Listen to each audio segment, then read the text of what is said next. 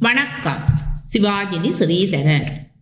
தகவல் 417 மே 18 முள்ளிவாய்க்கால். எங்கள் வாழ்வில் மறக்க முடியாத நாள்.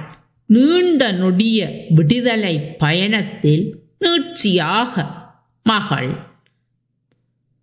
மருமகன், பேர பிள்ளைகள் என விடுதலைக்கு வித்தாகிய மைந்தர்களை நினைவு கூற முடியாமல் தடுக்கப்பட்டு தவித்து கொண்டிருக்கும் நாள். ஈழத் தமிழர் சாம்ராஜ்யத்தில் நாம் வாழ்ந்த காலத்தில் நம் கண்முன்னாலே கட்டப்பட்டு அந்த சாம்ராஜ்யம் பௌத்த சிங்கள பேரினவாதத்தாலும் பிராந்திய வல்லாதிக்க வல்லூர்களாலும் அப்பட்டமான இனப்படுகொலை, போர்க்குற்றம், இரசாயன குண்டுகள் பயன்படுத்தி நயவஞ்சகமாக இடித்து எரித்து அழிக்கப்படுவதை நம் கண்முன்னால் கண்ட கையறு நாள். வீரம், விவேகம், விடுதலை, தாகம், தியாகம், சுதந்திரம், சுயநலமற்ற விலை போகாத தன்னிகரில்லா தலைவனையும் ஈகையரையும் இழந்த நாள் இந்த நாள்.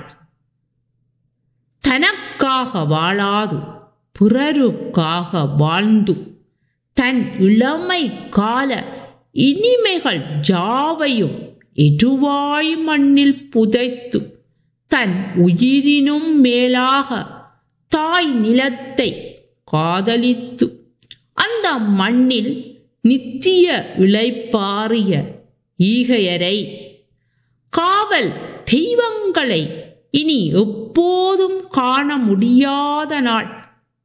நினைவு கூற முடியாமல் மக்கள் தவிக்கும் நாள். எங்கள் சொத்துக்களை, சொந்தங்களை, முதுசங்களை, தோட்டங்களை, பாட்டியின் பாக்குரல் வரை சிங்கள கைக்கூலிகளால் களவாடப்பட்ட நாள், கைமாற்றப்பட்ட நாள். ஈழத் தமிழரை தொட்டால், ஈழத் தமிழிச்சியின் தாவணியை தொட்டால் இனி யாரும் கேட்க மாட்டார்கள் என்று தனி மனித சுதந்திரத்தையும் எங்கள் குல பெண்கள் பாதுகாப்பையும் இழந்த நாள். ஈழத் தமிழன் தன் மரபுரிமை, தாயகத்தையும் தேசியத்தையும் தன்னாட்சியையும் இழந்த நாள் இந்த நாள். இழப்பதற்கு இனி எதுவும் இல்லை என்றால் இந்த நாள். இந்த நாளில் எங்கள் குல விளக்குகளின் இளைப்பாறுதலுக்காக உங்கள் கண்ணீரை காணிக்கையாக ஒரு துளியையேனும் விட்டுவிடுங்கள். உங்கள் உடன்பிறப்புகள், உறவுகள், சொந்தங்களை நீங்கள் இழந்திருப்பீர்கள் என்று நம்புகின்றேன்.